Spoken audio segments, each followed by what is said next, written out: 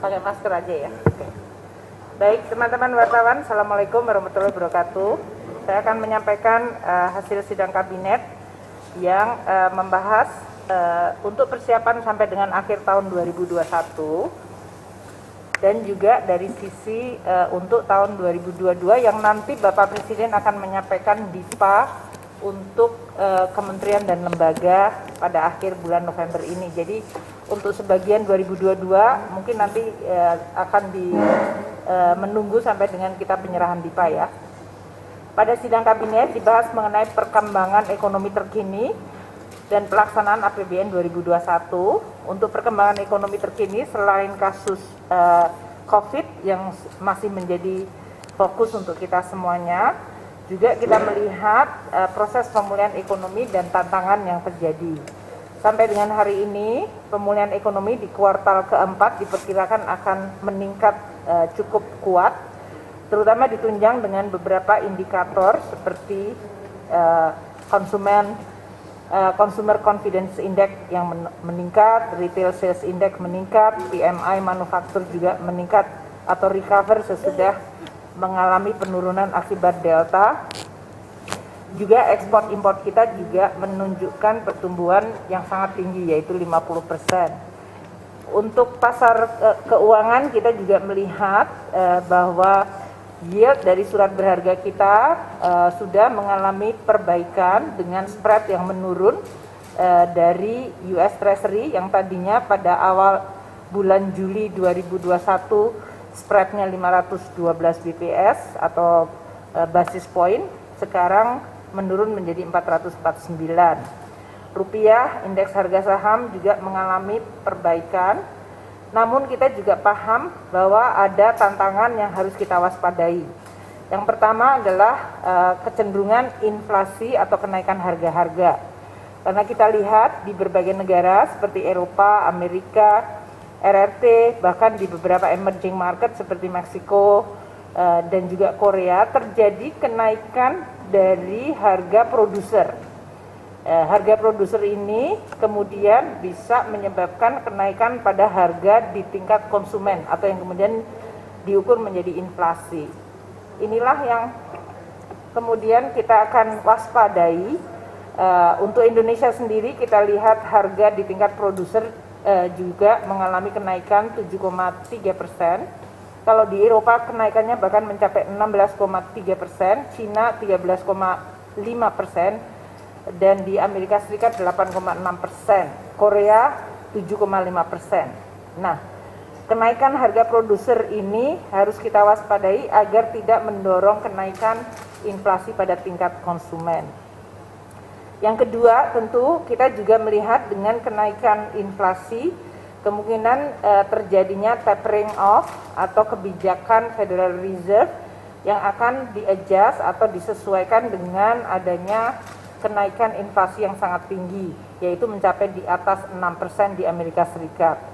Ini dari sisi historis, secara historis, biasanya kenaikan Federal Fund Rate ini bisa menimbulkan potensi guncangan dari sisi capital flow ke emerging country dan juga kemudian menimbulkan ekses dari sisi nilai tukar dan bahkan bisa saja di berbagai negara berkembang atau negara emerging seperti yang kita lihat seperti di Argentina dan di Turki terjadi kenaikan inflasi dan depresiasi dari currency-nya yang sangat dalam.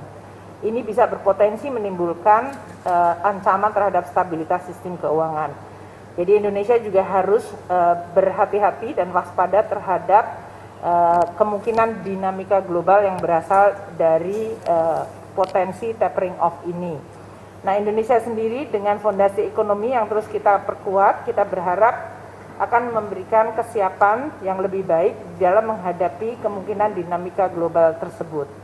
Pemulihan ekonomi kita di kuartal ketiga sudah cukup menunjukkan bahwa seluruh sisi permintaan, konsumsi, investasi, ekspor, impor semuanya mengalami pembalikan atau pemulihan, rebound dan recover. Demikian juga dari seluruh sisi sektoral, baik itu di sektor perdagangan, manufaktur, pertambangan, konstruksi, akomodasi, transport maupun pertanian dan infokom semuanya mengalami rebound dan recover di kuartal ketiga meskipun kita dihadapkan pada varian Delta yang cukup berat. Untuk itu, dari sisi pelaksanaan APBN 2021, Bapak Presiden menginstruksikan kepada seluruh kementerian lembaga untuk berfokus pada pelaksanaan dan penyelesaian anggaran tahun 2021. Ini terutama karena sampai dengan bulan akhir Oktober ini, kita lihat untuk belanja pemerintah pusat yang sudah tumbuh 5,4% dibandingkan tahun lalu, masih akan tumbuh lebih tinggi lagi di 10,4%. Dan belanja kementerian lembaga memang mengalami kenaikan yang cukup signifikan, 14,8%. Meskipun memang ini didominasi terutama untuk belanja yang berhubungan dengan COVID dan juga belanja di bantuan sosial. Kita melihat untuk transfer keuangan dan ke daerah dan dana desa masih mengalami kendala. Dari sisi pertumbuhannya negatif 7,9%, dan kalau bisa diselesaikan dalam 1,5 bulan kemungkinan dia akan flat dibandingkan tahun lalu. Di sisi pendapatan negara tahun 2021 hingga akhir Oktober menunjukkan pertumbuhan penerimaan yang cukup kuat, yaitu 16,3% untuk total pendapatan negara kita. 18,2% sampai dengan akhir Oktober, di mana penerimaan pajak tumbuh 15,3%, tahun lalu kontraksinya 18,8%. Jadi ini rebound dan recover penerimaan. Untuk bea cukai tahun lalu tumbuh 5,5%, tahun ini naik 25,5%, dan penerimaan negara bukan pajak yang tahun lalu kontraksi 16,3%, tahun ini tumbuh 25,2%. Sehingga total seluruh pendapatan negara tumbuh 18,2%. Tahun lalu pendapatan negara mengalami kontraksi 15,3%. Nah, dengan hal ini kita berharap akhir tahun ini kita akan mengalami defisitnya mengecil. Kalau di dalam Undang-Undang APBN, defisitnya di dalam undang-undang disebutkan 1.006,4 triliun atau 5,7% dari GDP. Tahun ini kita memperkirakan defisitnya akan mengecil, yaitu ke 873,6 triliun atau pada kisaran antara 5,2 hingga 5,4% dari PDB. Ini adalah perkembangan yang positif dari struktur APBN kita. Untuk pelaksanaan akhir tahun ini, Bapak Presiden meminta seluruh kementerian lembaga untuk fokus pada penyelesaian APBN, terutama belanja-belanja yang bisa memberikan manfaat bagi masyarakat dan pemulihan ekonomi. Ini terutama belanja di bidang bantuan sosial yang masih akan ada penyelesaian sampai akhir tahun, bantuan kepada dunia usaha, termasuk belanja di dalam rangka untuk membayar klaim dari pasien yang memang meningkat cukup tinggi untuk COVID ini.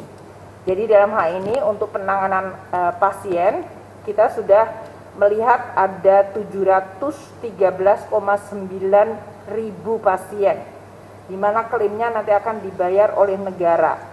Kita juga tetap memberikan insentif kepada tenaga kesehatan 1,26 juta kepada tenaga kesehatan di pusat dan juga yang ada di daerah melalui APBD. Untuk program perlindungan sosial selain yang sudah dilakukan seperti PKH, kartu sembako, bantuan tunai, sosial tunai kepada 10 juta KPM dan BLT desa, kita juga akan terus mendukung dengan program-program dukungan lain, termasuk mengadres isu kemiskinan ekstrim yang memang perlu untuk diperhatikan. Dalam hal ini nanti Bapak Presiden akan membuat sidang kabinet tersendiri mengenai hal itu. Kita juga akan mendukung program-program prioritas, termasuk yang tadi telah disampaikan dan diputuskan di dalam Komite PEN di bawah Pak Menko Perekonomian. Ada anggaran untuk pariwisata yaitu bantuan kepada para pelaku di bidang pariwisata dengan bantuan produktif atau bantuan tunai sebesar 600.000 untuk 3 kali bayaran atau pembayaran. Ini nanti mengenai targetnya, siapa yang akan mendapatkan, kriterianya, dan lokasi dari penerima akan ditetapkan oleh Menteri Parekraf sehingga diharapkan bisa dieksekusi pada akhir bulan ini atau awal bulan depan. Ini akan diharapkan membantu terutama sektor-sektor yang memang mengalami pukulan sangat dalam akibat COVID, yaitu sektor pariwisata. Hal lain, untuk tahun 2021 kita akan menyelesaikan pembiayaan investasi terutama untuk BUMN-BUMN yang memang mendapatkan penugasan pemerintah untuk menyelesaikan proyek-proyek strategis nasional dan infrastruktur yang fundamental atau penting.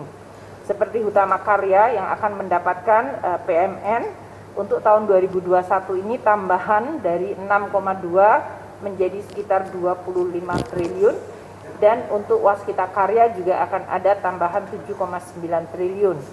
Kita juga akan menyelesaikan tambahan untuk penggunaan SAL bagi Lembaga Manajemen Aset Negara (Elman) untuk pembelian tanah di dalam rangka penyelesaian proyek-proyek strategis nasional. Untuk tahun ini dan tahun depan, pemerintah bersama Bank Indonesia tetap bersinergi mengawal pemulihan ekonomi, dan kerjasama dengan BI ini telah menyebabkan burden atau beban dari pemerintah secara fiskal mengalami keringanan atau penurunan dengan penghematan bunga utang hingga 29 triliun per tahunnya. Ini karena adanya SKB dari Bank Indonesia dengan Kementerian Keuangan untuk bisa mendukung program-program yang berhubungan dengan COVID. Untuk tahun 2022, mungkin saya tidak akan menyampaikan bahwa karena nanti Bapak Presiden akan menyampaikan penyerahan DIPA pada akhir bulan ini. Namun Bapak Presiden telah menginstruksikan pada seluruh kementerian lembaga untuk mulai menyiapkan kementerian lembaga di dalam pelaksanaan APBN 2022. Secara highlight saja, tahun depan kita akan belanja 2.714,2 triliun.